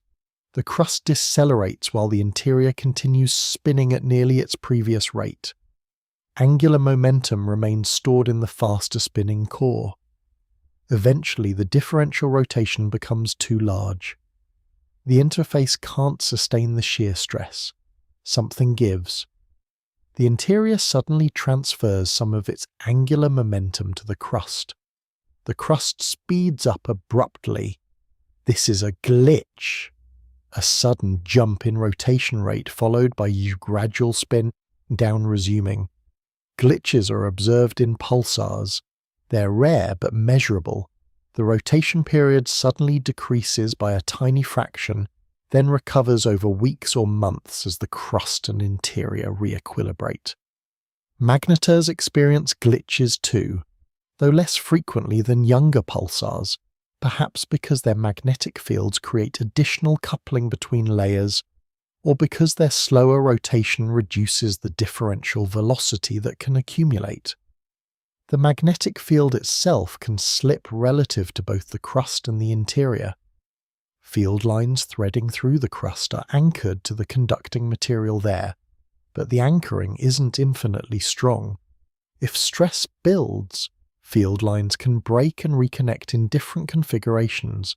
This releases magnetic energy suddenly, perhaps as a burst of radiation, perhaps as a starquake if the field reconfiguration stresses the crust beyond its elastic limit.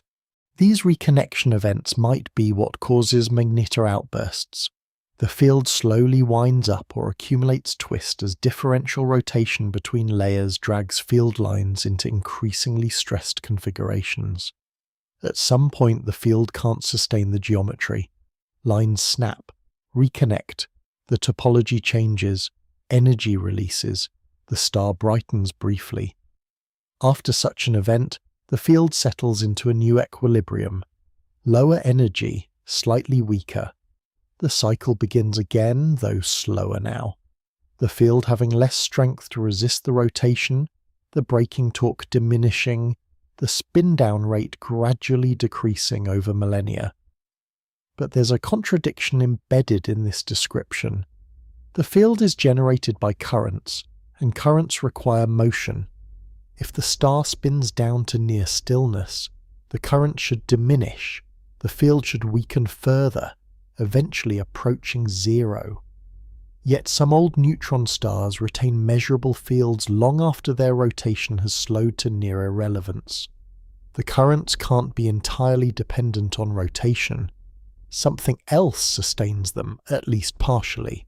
Thermoelectric effects, perhaps, or battery-like processes storing charge separation, or Hall drift in the crust redistributing current in ways that preserve field strength even as rotation vanishes.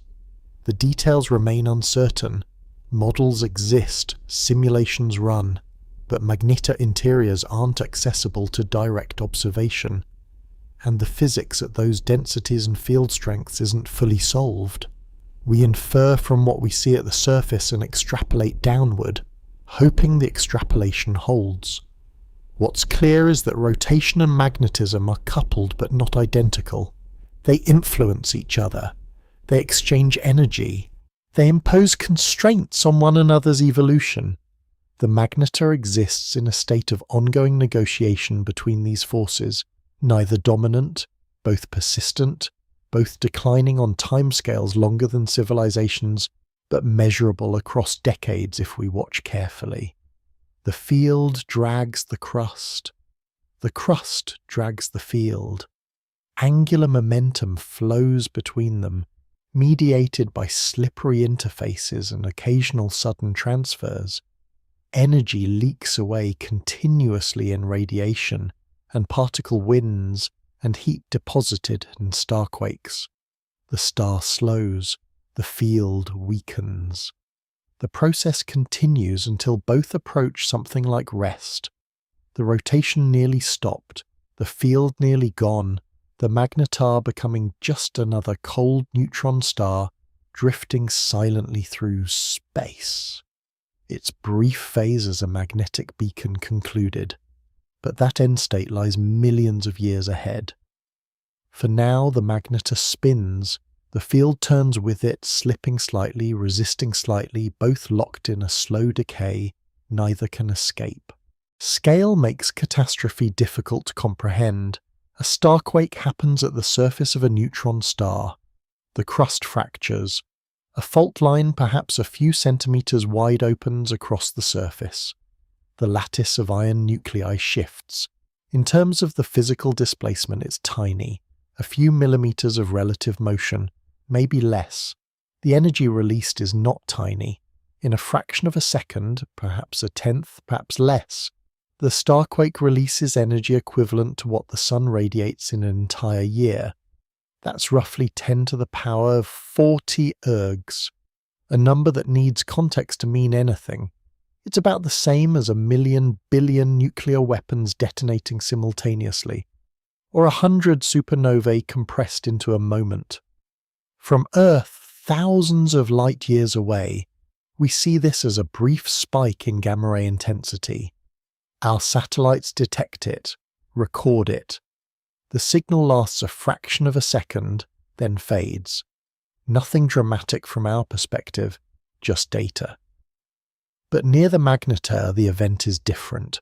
There's no sound. Sound requires a medium, air, water, something that can compress and expand to carry pressure waves. Space is vacuum, near vacuum at least. The few particles scattered around the magnetar aren't dense enough to transmit acoustic waves in any meaningful sense. No shockwave either, not in the atmospheric sense. On Earth, an explosion creates expanding pressure fronts that knock things over, shatter windows, flatten structures. That requires air, requires density, requires continuity of matter between the source and the affected region. Around a magnetar, matter is sparse, a few atoms per cubic centimetre in the magnetosphere. Ions and electrons following field lines, accelerated by electric fields spiralling in the magnetic grip. Not enough to carry mechanical energy outward as a blast wave. What does travel outward is light. Gamma rays primarily, high-energy photons generated as the magnetic field reconfigures during the quake. The field lines snap and reconnect. Particles trapped on those lines suddenly accelerate. They emit synchrotron radiation, beaming photons along their direction of motion. The radiation escapes at the speed of light. If something were present in the path of this radiation burst, a spacecraft, a planet, anything, the first indication of the starquake would be sudden, intense irradiation. No warning, no precursor, just gamma rays arriving at light speed, ionizing everything they touch. The dose would be catastrophic, sufficient to heat matter to incandescence in microseconds. Electronic systems would fail instantly, their circuits overwhelmed. Biological tissue, if any existed, would be destroyed at the cellular level before nerve signals could even register pain. But this is localized. The radiation comes in beams, remember, channeled by the magnetic field. If you're outside the beam, if happens to be pointing elsewhere when the starquake occurs, the radiation flux is much lower. Still dangerous, still elevated above background, but perhaps survivable with sufficient shielding. The magnetic field geometry shifts during the quake. Field lines that were closed might open. Regions that were magnetically connected separate. The topology changes. This affects everything nearby. Particles spiraling along field lines suddenly find their paths altered. Some are accelerated. Some are dumped into loss cones, their trajectories redirected toward the surface where they strike and generate more radiation. Some are expelled entirely from the magnetosphere, flung outward into interstellar space. Dust grains, if any orbit the magnetar, would feel the change. Their trajectories depend partly on electromagnetic forces. Even neutral dust picks up charge from the radiation environment. When the field reconfigures, the forces change. Orbits destabilize. Grains spiral inwards or are ejected outward, depending on how the new field lines intersect their positions. The change isn't gradual, it's nearly instantaneous on human timescales. The crust fractures in milliseconds. The field responds almost as quickly, its energy redistributing into the new configuration at speeds approaching that of light. Yet from a distance watching, you wouldn't see violence, you'd see brightness, a sudden glow. The magnetar would appear to flare, then dim, then perhaps oscillate as the crust rings with aftershocks, each one smaller than the first, the whole sequence playing out over minutes or hours before settling back into quiescence. It's strange, perhaps, that such energies produce so little visible drama. We expect catastrophes to look catastrophic. Explosions, debris, destruction spreading outward in waves. But in the vacuum around a neutron star, energy manifests differently. As radiation, yes. As electromagnetic reconfiguration. As particles suddenly accelerated to near light speeds. But not as the kind of mechanical devastation we're familiar with. No buildings collapse. There are no buildings. No atmosphere ignites. There's no atmosphere. No ocean surges inward. There's no ocean. Just the star, the field, the sparse particles in the magnetosphere, and suddenly, briefly, an enormous influx of energy redistributing itself according to electromagnetic principles into a new equilibrium slightly lower in total energy than before. The difference radiated away into space as light that will travel for thousands or millions of years before reaching anything capable of absorbing it. The silence isn't really silence. It's the absence of a medium for sound. If you could somehow survive near enough to witness the starquake, an impossibility, but hypothetically, you wouldn't hear anything. You'd see the brightening, feel the heat if you were close enough for thermal radiation to matter. Perhaps sense the electromagnetic field shift if you had instruments, but your ears would report nothing, and then, perhaps slowly, the realization that silence and catastrophe aren't opposites, that the most violent events in the universe can happen without fanfare, without audible warning, without any of the sensory markers we associate with danger, because the environments where they occur have no connection to the evolved instincts that tell us when to fear. The starquake ends, the field settles, the radiation dims, the magnetar continues rotating, slightly faster now if the quake transferred angular momentum from the interior, or slightly slower if the magnetic braking increased due to the field reconfiguration. Time resumes its usual flow. The next starquake might happen tomorrow, or in 1,000 years. There's no pattern, no way to predict, just the ongoing stress accumulation in the crust and the inevitability that eventually something will give again. Chemistry requires geometry. Two hydrogen atoms approach each other, and their electron clouds overlap in just the right way, allowing the electrons to be shared between both nuclei, creating a covalent bond that holds the atoms together as a molecule. H2, molecular hydrogen, stable and abundant throughout the universe. The bond forms because the shared configuration has lower energy than the separated atoms. Nature prefers lower energy. The molecule persists. This depends on the electron clouds maintaining their usual shapes. Roughly spherical for hydrogen in its ground state.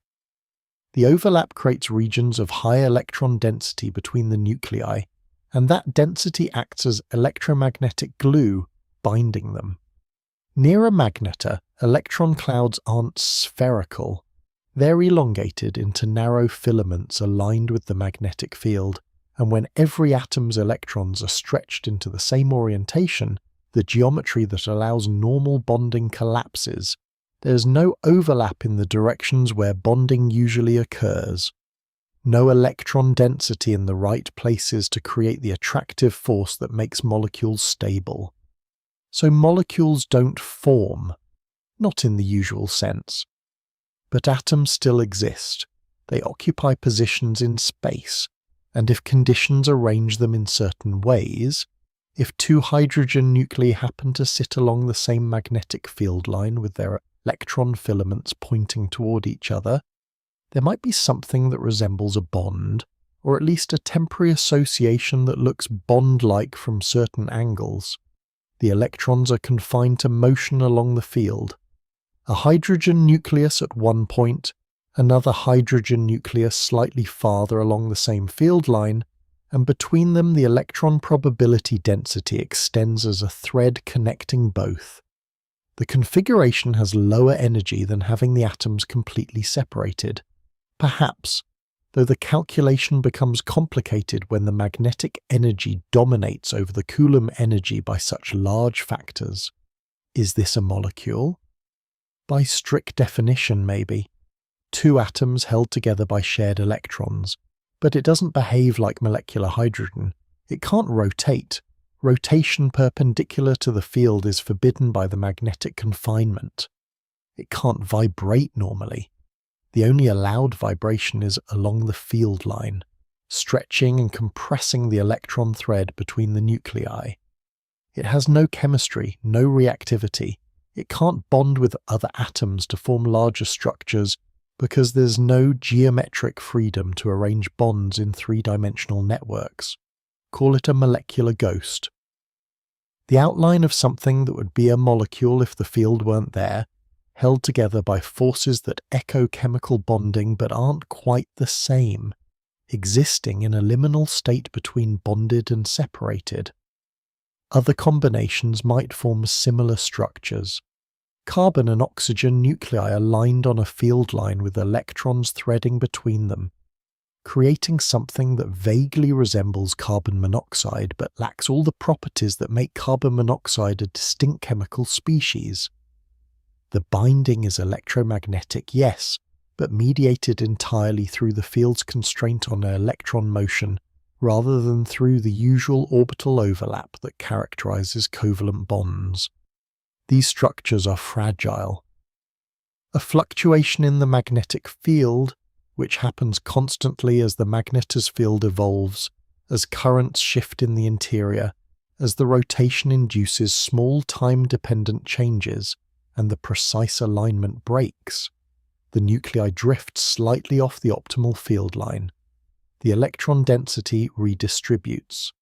The ghost molecule dissolves, not into constituent atoms that remain nearby, but into atoms that simply stop being associated with each other in any meaningful way. Temperature complicates this further. At millions of degrees, the temperature of the magnetar's surface, thermal energy is enormous compared to typical chemical bond energies, and even if magnetic confinement created stable molecular-like configurations, thermal motion would shake them apart, nuclei vibrating too violently to maintain whatever weak associations the field geometry permitted. Perhaps deep in the crust, where temperatures are lower and densities much higher, something closer to solid matter forms. Not crystalline in the usual sense, because crystals require three-dimensional lattices with bonds extending in multiple directions, but perhaps one-dimensional chains of nuclei linked along field lines, each chain magnetically isolated from its neighbours, unable to bond laterally but maintaining associations along the field's axis. These chains wouldn't be molecules in any conventional sense, they'd be structures, configurations of matter that persist because they're energetically stable given the constraints, not because they have chemical identity or reactivity or any of the properties we associate with compounds. And maybe this is where the language fails, or perhaps where the concept of molecule stretches beyond its useful domain. Molecules are defined by their electron configurations and bonding patterns, but in an environment where electron configurations are dictated entirely by external fields rather than by the intrinsic properties of the atoms involved, calling something a molecule might be technically correct but conceptually misleading, because it suggests similarities to familiar chemistry that simply don't exist. What remains are atoms, nuclei with electrons, held in proximity by the field's geometry, forming transient associations that dissolve and reform as the field fluctuates, not bonded, not separate, existing in states that have no names because we've never encountered them, never needed words to describe matter organized not by its own internal forces, but by external electromagnetic tyranny so overwhelming that internal structure becomes irrelevant. The ghosts drift, align, separate, reform elsewhere. Energy exchanges between the atoms and the field, mediated by photons, by electrons transitioning between Landau levels, by processes we can write equations for but struggle to visualize because the usual mental models, balls connected by springs, clouds overlapping, attractions and repulsions balancing, don't map onto the reality of matter, compressed and stretched and aligned by forces that treat chemistry as an afterthought, a weak perturbation on the magnetic dominance that governs everything. The field continues, the atoms respond. The ghosts flicker in and out of existence, not quite molecules, not quite free atoms, occupying a middle space that perhaps only exists here. In this extreme environment, where the universe's rules haven't changed, but their balance has shifted so far from the familiar that the resulting structures bear only the faintest resemblance to what we know. The magnetar's field extends outward without a definite edge. Field strength decreases with distance, roughly as the inverse cube for a dipole field, faster for higher-order components, but it never reaches exactly zero. At some point it becomes weaker than the interstellar magnetic field, weaker than local turbulence, indistinguishable from background. That point marks a practical boundary, though not a physical one. Before reaching that outer limit, there's a more interesting transition, a distance where the field is still measurable, still stronger than background, but weak enough that ordinary matter can begin to behave normally again, where atoms regain their familiar shapes, where chemistry becomes possible, where the constraints that dominated closer in start to loosen. This distance isn't the same for everything. An electron feels magnetic fields more acutely than a proton. Its lower mass means the same field strength produces greater acceleration, tighter spiraling, more pronounced confinement. An electron might remain magnetically dominated at distances where a proton's motion is barely affected. Neutral atoms respond differently than ions. A hydrogen atom, one proton, one electron bound together, experiences magnetic force through its electron primarily. The proton contributes, but less. The net effect depends on the atom's velocity and orientation relative to the field. A fast-moving atom might penetrate deeper before being deflected than a slow one. Dust grains present another case entirely. Micron-sized particles with thousands or millions of atoms. They're electrically neutral overall usually, but can pick up charge through photoelectric emission or by absorbing charge and particles from the surrounding plasma. A charged grain responds to electromagnetic forces. An uncharged grain doesn't, though it still responds to radiation pressure and gravity. The horizon of interaction, the distance where the magnetar's influence becomes negligible, varies depending on what's interacting with the field. It's not a sphere, it's a collection of overlapping surfaces, each specific to a particular type of particle or object, each with different geometry depending on approach velocity and trajectory. For light, the boundary is where vacuum birefringence becomes unmeasurable, where the phase difference between orthogonal polarizations accumulated over the path length falls below instrumental sensitivity. For current instruments, that might be hundreds or thousands of kilometers. For perfect instruments with no noise, much farther. The photon always interacts with the field to some degree, however slight. For a spacecraft, hypothetically, the boundary might be where induced currents in the hull no longer cause measurable heating or stress, where electronic systems function reliably, where crew members experience no physiological effects from the field. These thresholds occur at different distances. Electronics might fail at 10,000 kilometers. Human biology might be affected at 5,000. The hull's structural integrity might remain intact until much closer. It seems reasonable to define survival as the point where all critical systems remain functional. But which systems are critical? Life support, certainly. Navigation, communication, propulsion if escape becomes necessary. Different systems have different tolerances. The survival boundary becomes a compromise, the outermost distance where the weakest critical component still fails. And this assumes static exposure. A fast-moving object passes through field gradients quickly. It experiences peak field strength briefly. Cumulative effects might be less severe than for a stationary object at the same position. Velocity matters, though perhaps not in easily predictable ways. Charged particles approaching from interstellar space encounter the magnetar's field at vast distances. High-energy cosmic rays spiraling along galactic magnetic fields cross into the magnetar's influence and begin to feel deflection. Their paths curve. Some are deflected away. Some are funneled inward along field lines toward the magnetic poles. The exact trajectory depends on energy, charge, arrival angle. These particles don't survive in any meaningful sense. They're not alive, not organized structures that can be destroyed. They simply follow electromagnetic paths determined by their momentum and charge, but their trajectories reveal the field's extent. By observing where cosmic rays are excluded or concentrated around magnetars, we can map the magnetic influence to distances far beyond where direct field measurements are possible. Plasma in the magnetosphere has its own horizon.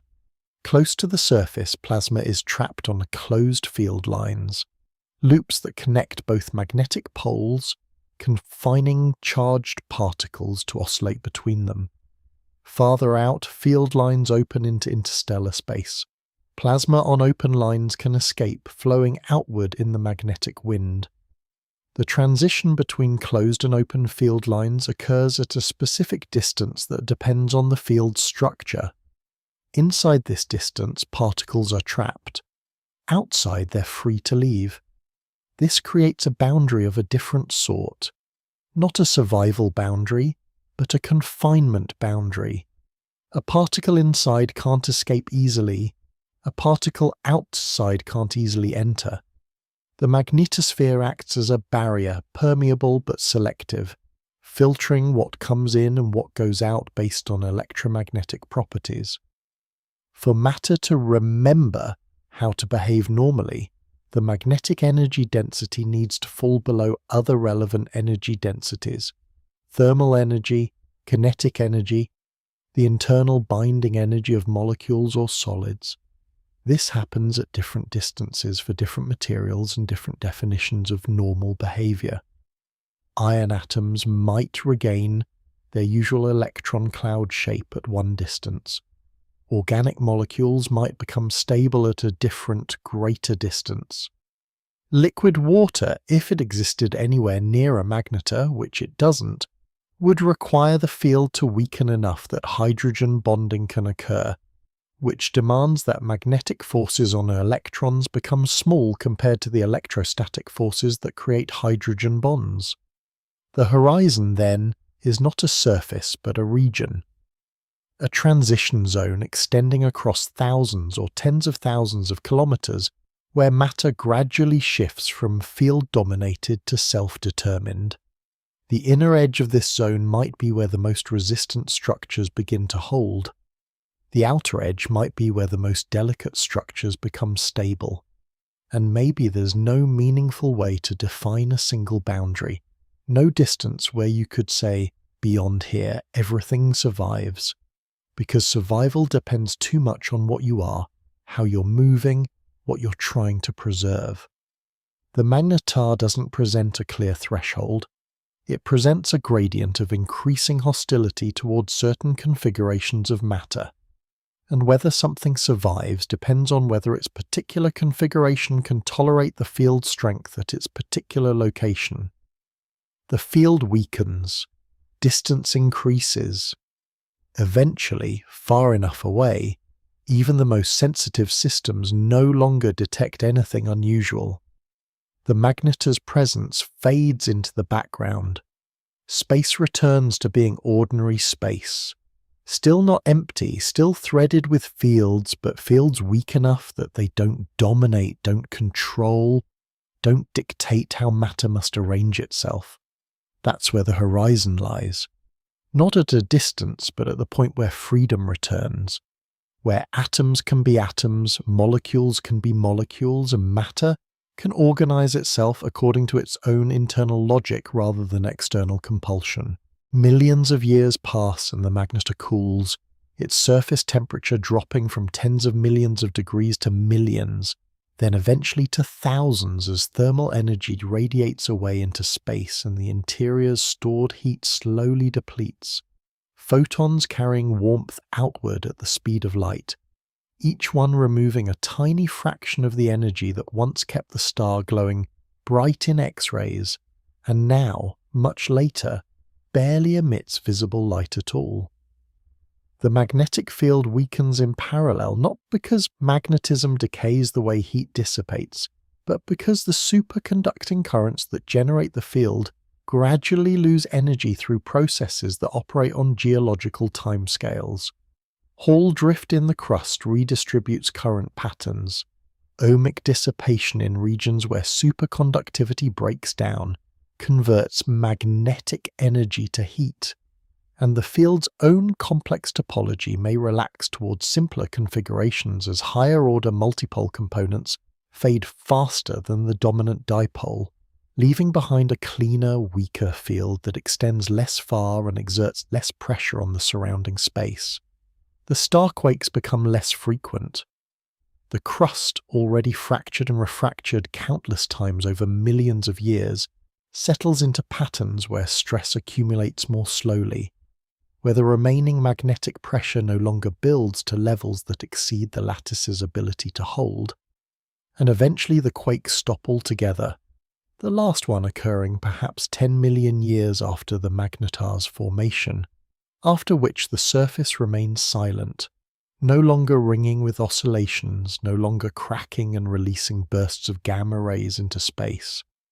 The rotation slows until it becomes difficult to call it rotation in any meaningful sense.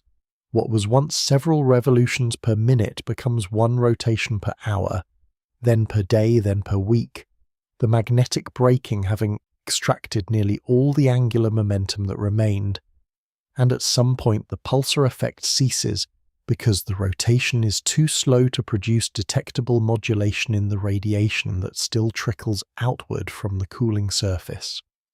By this time the magnetar is no longer recognizable as what it was. The field strength has declined by factors of thousands or millions. The temperature has dropped until thermal emission shifts into infrared, then into radio wavelengths so faint they blend into cosmic background. The star has become dark, not black, nothing is truly black, but dim enough that finding it requires knowing where to look and having instruments sensitive to the faint warmth it still radiates. What endures is the mass. Gravity doesn't weaken. The neutron star's gravitational field remains essentially unchanged, curving space-time in the same way it did when the star was young and bright and magnetically violent. Objects approaching still fall toward it. Tidal forces still stretch and compress anything that comes too close. The event horizon, if the star were slightly more massive, would still form at the same radius. Mass persists. The structure endures as well, though altered by age. The crust has long since reached equilibrium, its lattice of iron nuclei arranged in whatever configuration minimizes energy given the reduced magnetic pressure and the cumulative effects of millions of years of thermal cycling. The interior, neutron superfluid, possibly quark matter in the core, layers of exotic nuclear phases, remains cooled but intact, its equations of state unchanged, even if its temperature and pressure have adjusted to the star's evolved condition. And perhaps some memory of the field remains, encoded in the crust structure, in slighter symmetries that formed when the field was strong and persist now that it has faded, or in the orientation of crystalline domains that once aligned with magnetic field lines and never fully randomized even after the field weakened beyond relevance. The star carries its history in subtle ways, deformations too small to measure from a distance but real nonetheless, evidence that forces once acted here that no longer do. This is what endures. Not the magnetar itself, because the defining feature, the magnetic field, has weakened until the star is no longer meaningfully different from any other old, cold neutron star drifting through the galaxy. What endures is the neutron star that remains, the compressed core of matter that will persist essentially unchanged for timescales approaching the age of the universe, outlasting stars, outlasting galaxies perhaps, cooling asymptotically toward absolute zero but never quite reaching it, rotating imperceptibly, slowly or not at all, emitting nothing, affecting nothing beyond its immediate gravitational vicinity. In a sense, nothing survived the Magnetar phase. Every atom that came near during the period of magnetic intensity was either destroyed, transformed, or expelled. Every structure was unmade. Every organization of matter into complex forms was reduced to constituent particles and redistributed. The Magnetar was hostile to complexity, to structure, to anything that required stable chemistry or gentle conditions.